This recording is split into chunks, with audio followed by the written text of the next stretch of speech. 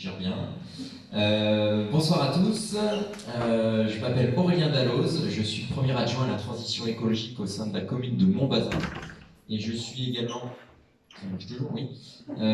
Je suis également un agent de l'Office français de la biodiversité, qui est un établissement public du ministère de l'écologie qui vise à la préservation et le renforcement de la biodiversité sur le territoire national. Bonsoir à tous, vous m'entendez bien? Donc moi je suis Valérien Tabar, je suis déjà citoyen du Bas-Sainteau, j'habite sur ce territoire depuis une dizaine d'années et je suis salarié d'un réseau associatif, un centre permanent d'initiative à l'environnement, le CPE du Bas-Sainteau, qui regroupe des socioprofessionnels, des associations de protection nature, des réserves naturelles nationales, etc.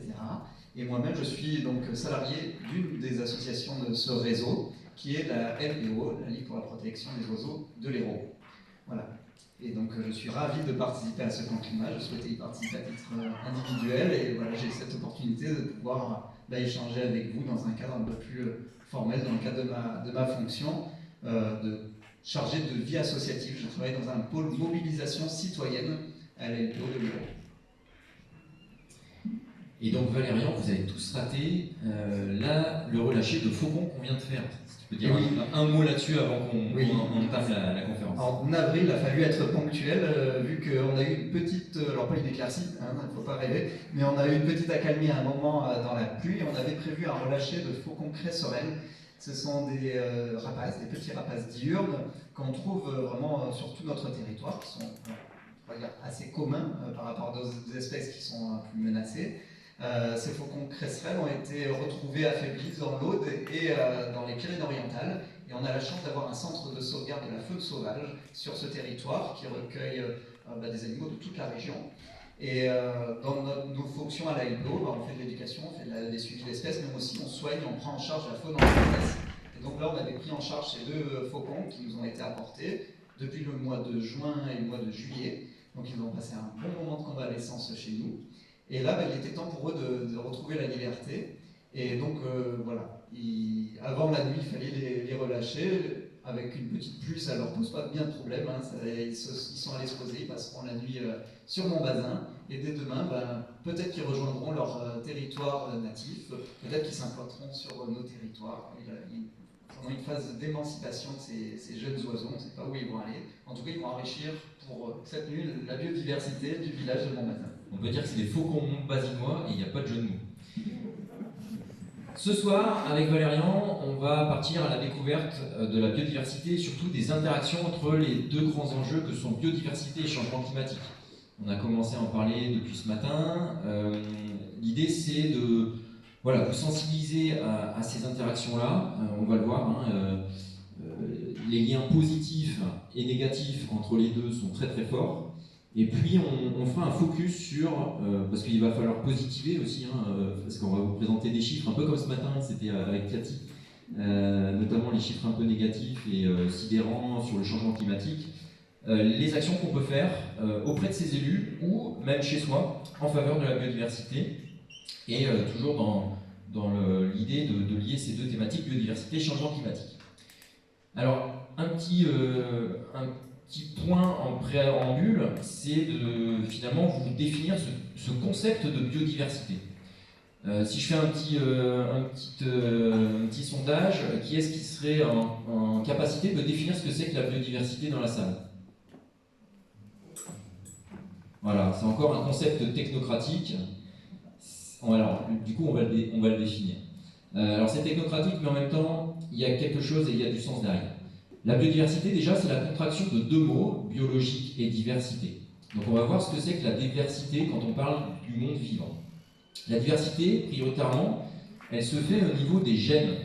On le voit sur cette photo, on a différents renards, il s'agit de la même espèce, et en fait on remarque qu'ils ont tous des caractères différents. Chaque individu est unique.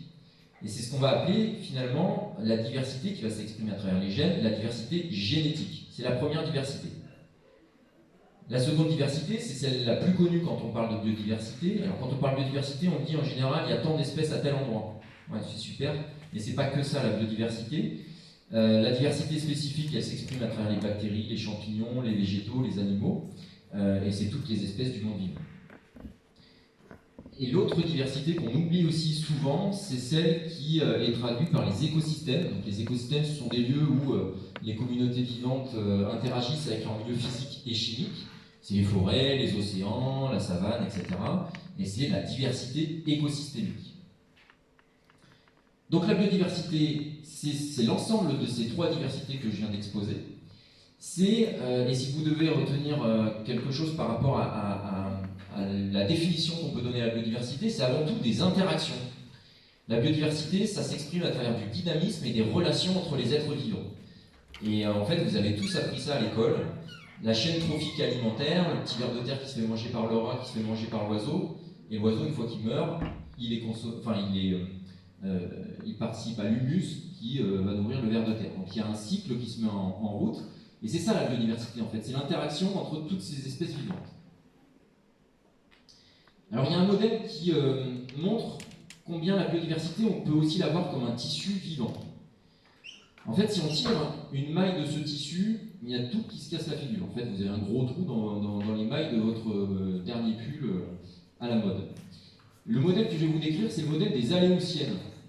Qui est-ce qui sait où se trouvent les aléoutiennes? Donc, ouais, bien joué. Alors, moi je me la joue, hein, mais j'ai vérifié, il y a une semaine seulement. C'est des îles qui sont à proximité de l'Alaska. Et en fait, là je vais vous raconter l'histoire de loutres, d'oursins, d'algues, de poissons, de phoques, d'otaries, etc. Dans ces îles, on s'est aperçu dans les années 90 que les loutres, en plus c'est les loutres américaines là, qui sont trop mignons, qui se mettent sur le dos et qui se grattent. Vous avez tous vu ça voilà, sur le web. Les loutres ont disparu. Donc on a commencé à s'intéresser et à se demander pourquoi elles ont disparu. On s'est intéressé à ce qu'elles consommaient, donc les oursins. Et les oursins, en fait, ils pullulaient. Donc il n'y avait pas de problème de ce côté-là. On s'est intéressé aux prédateurs des loutres, les orques. Et là, on a remarqué qu'il y avait une surprédation des orques sur les loutres. Donc on a commencé à remonter la fameuse chaîne alimentaire que je viens d'évoquer. Et puis on s'est dit, mais en fait, les orques, d'habitude, ils consomment plutôt des phoques. Sauf que les phoques avaient disparu. Pourquoi les phoques avaient disparu? Parce qu'il n'y avait plus de poissons. Et pourquoi il n'y avait plus de poissons? Parce qu'il y avait de la surpêche. Vous m'avez suivi? La surpêche a entraîné la raréfaction des poissons, qui a entraîné la disparition des phoques. Les orques n'avaient plus rien à manger, ils ont reporté leur prédation sur les loutres. Et au final, les oursins ont pullulé. Bon, on peut se dire, les oursins c'est sympa, il paraît que c'est bon à manger, moi j'aime pas trop, mais voilà, ça peut être une source pour le vivant. Et en fait, non. Parce que les oursins, c'est des végétariens. Ils ont consommé l'ensemble des algues qui étaient présentes dans l'écosystème des îles aléoutiennes. Et les algues, vous avez tous vu ça dans les reportages à la télé, c'est les laminaires. Vous savez, les grandes algues qui font plusieurs mètres de haut. Et ces laminaires, c'est en fait les lieux de nurserie, de nourricerie, de reproduction de toutes les espèces côtières, et notamment des poissons. Vous m'avez suivi? Les poissons qui avaient déjà disparu par la pêche, ils ne pouvaient pas non plus se régénérer à travers l'écosystème qui avait été détruit par les oursins. Tout ça pour vous dire que la biodiversité, c'est un tissu vivant, et que si on tire une maille, tout se casse la figure. Alors intéressons-nous maintenant aux services qui sont rendus par la biodiversité. Alors, on appelle ça aussi les services écosystémiques. Juste pour rappeler que sans biodiversité, on n'a pas d'oxygène. Les océans, les forêts, etc., ça produit notre oxygène. Sans biodiversité, on n'a pas de matière première non plus. On n'a pas de bois, on n'a pas de charbon, on n'aurait même pas de pétrole, mais j'en parle pas aujourd'hui. Elle est aussi la base de notre alimentation. On a 3/4 des cultures qui dépendent de la pollinisation. Elle assure aussi l'eau de qualité. L'eau potable, c'est qu'on a au robinet, c'est grâce aux zones qu'on a préservées, aux zones humides, aux aires d'alimentation, captage d'eau potable qui sont souvent dans des espaces naturels. Elle régule le climat. On parlera tout à l'heure des arbres en ville et de ce que ça peut apporter. Mais aussi, on a les milieux naturels qui absorbent 60% des gaz à effet de serre. Ça limite les catastrophes. Des forêts, alors je prends souvent cet exemple, les forêts en montagne permettent de limiter l'érosion, les inondations, les glissements de terrain, et puis elles dégagent de bonne santé. On l'a tous vu pendant le Covid, notamment les gens en milieu urbain qui n'avaient pas accès aux espaces de nature, ne serait-ce qu'un parc urbain. On avait du mal jusqu'à maintenant à caractériser le fait que les gens avaient besoin de biodiversité pour être bien physiquement, psychiquement.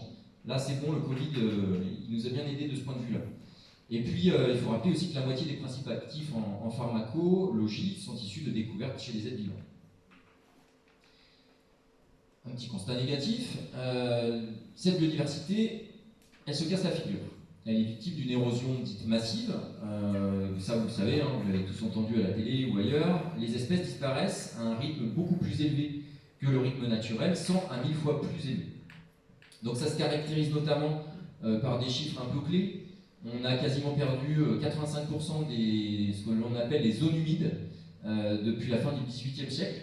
Les zones humides, c'est les mares, les étangs, les prés, les prairies humides, qui ont d'ailleurs été drainées, hein, c'est pour ça qu'elles ont disparu, elles ont été quelque part artificialisées par une certaine agriculture. On a 60% des populations de vertébrés qui ont décliné en 45 ans.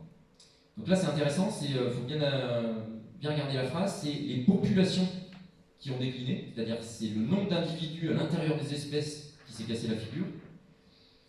On a aussi, alors ça la LPO connaît très bien, les 30% des oiseaux des champs qui ont disparu en 15 ans en France, en 15 ans, et 40% des espèces d'insectes qui sont en déclin au niveau mondial. Bon, on va positiver après. Un petit focus sur le bassin de Thau, justement sur cette érosion. Donc là, vous avez des espèces qui étaient présentes sur mon bassin. Donc là, on aurait pu faire ça sous forme de quiz, mais là, les plus jeunes n'auraient pas pu répondre. Ce sont des espèces qui ont malheureusement disparu. On parle souvent des ours blancs, des orang-outans, etc. Bah oui, c'est dramatique ce qui se passe à l'autre bout de la planète. Mais regardons ce qui se passe chez nous. Nous avons des espèces qui étaient emblématiques de nos terroirs, de nos territoires, et qui ont disparu. Alors là, on ne parlait pas de changement climatique parce que des espèces ont disparu pour bien d'autres facteurs, hein, les artificialisations de terre, l'abandon par exemple de terrains qui étaient vraiment entretenus par le pastoralisme et qui ont aussi, par cette déprise agricole, fait décliner certaines espèces. Donc là par exemple, vous avez, certains peut-être ont eu la chance de les observer, les pygriaches à poitrine rose. Là vous ne la verrez plus, on a eu un individu cette année en France. On était vraiment le dernier bastion de l'espèce au niveau national. Donc on peut s'enorgueillir d'avoir été le dernier bastion en se disant bah, chez nous c'est mieux qu'ailleurs, mais malheureusement malgré tous les efforts qu'on a mis en place pour essayer de sauver cette espèce, on n'y est pas arrivé. Et le dernier couple a tenté de se reproduire l'an dernier avec un échec. Et cette année on n'avait plus qu'un individu qui est arrivé sur nos territoires. Donc voilà, tous les jours on voit des espèces qui disparaissent et sur nos territoires, ça arrive aussi. Rapidement, hein, je ne vais pas faire long sur cette espèce, mais c'est quand même un exemple emblématique, une espèce qui migrait, alors je vais parler au passé malheureusement pour elle, mais qui migrait jusqu'en Afrique du Sud, le pays Afrique du Sud. Donc vous imaginez que si on la protège en France, c'est bien, il faut aussi la protéger à l'international, jusque dans les pays d'hivernage, mais également sur les pays de transit. Elle est malheureusement chassée dans certains pays, hein, avec des filets dans le désert notamment, qui contribuent à son déclin. Elle niche dans des grands arbres qui pouvaient être élagués à la mauvaise période. Elle chassait à 90% dans les vignes. À la période, elle arrivait du 15 mai, elle partait au 15 juillet, seulement 2 mois en France, hein, elle était plus africaine qu'européenne. Et les moments où elle était présente, ben, c'était les moments où, par exemple, on traitait pour la flavescence, on traite pour la flavescence dorée, donc un impact qui peut avoir sur ses proies, un dérangement aussi pour l'espèce. Donc quantité de facteurs qui ont fait que cette espèce, chez nous comme ailleurs, malheureusement a décliné. Et le changement climatique là-dessus, bien entendu, a un impact.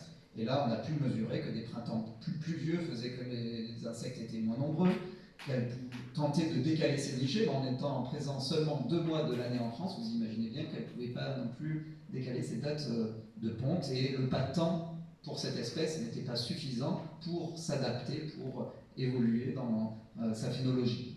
D'autres espèces rapidement, les fauvettes à lunettes qui étaient très communes dans nos garrigues, qu'on ne voit plus sur ces territoires. Le trachéoriard qui était partout dans la gardiole, les ornithologues locaux l'ont connu sur ce massif, il n'y est plus présent, il n'y est plus nicheur. Et le coche-fil de Tecla, nous avions un couple dans le département de l'Hérault sur le cause de Mlas. Et voilà, une espèce là qui a aussi été bien en déclin à cause du pastoralisme. Donc vous voyez que c'est un peu comme au César quand ils font la disparition des espèces à la fin. Il faut aussi dire qu'il y a aussi des enjeux forts sur nos territoires. On en parlera tout à l'heure, il y a aussi des espèces qui arrivent. Certains nous disent, mais regardez, d'autres vont arriver. Mais malheureusement, elles sont beaucoup moins nombreuses et en plus, leur adaptation peut aussi être problématique et elles peuvent parfois prendre la niche écologique d'autres espèces, etc. On en parlera tout à l'heure. Donc vous l'avez compris et vous l'avez déjà entendu, on est dans la 6e extinction des espèces, je vais passer rapidement là-dessus, qui est allègrement, sans jeu de mots aussi, il y en a un, dû à l'espèce humaine. Un petit sondage. Est-ce que quelqu'un connaît cet acronyme? L'IPBES. 1, 2 personnes, 2 et demi.